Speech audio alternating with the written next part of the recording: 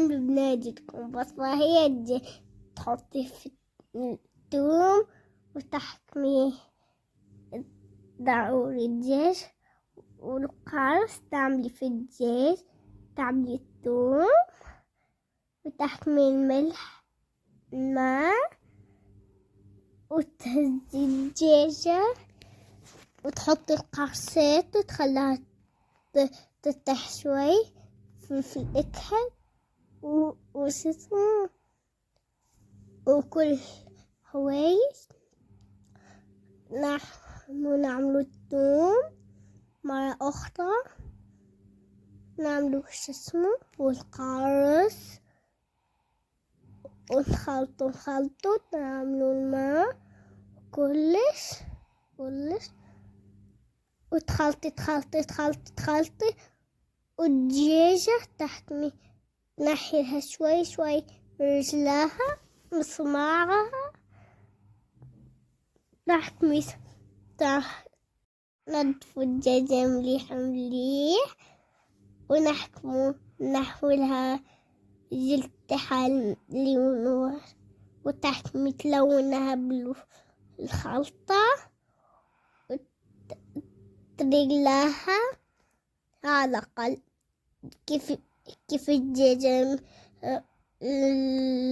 المشوية والروز والطماطم والثوم والسنارية والملح والواحد وتحكمي دي الآخر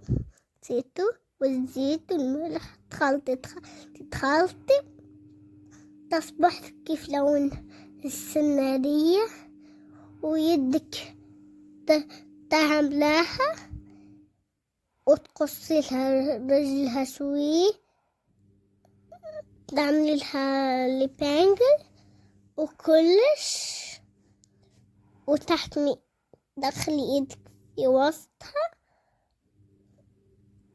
وتحكمي العظم تخليه وتحكمي تحطها في الفور وتحكم تبقى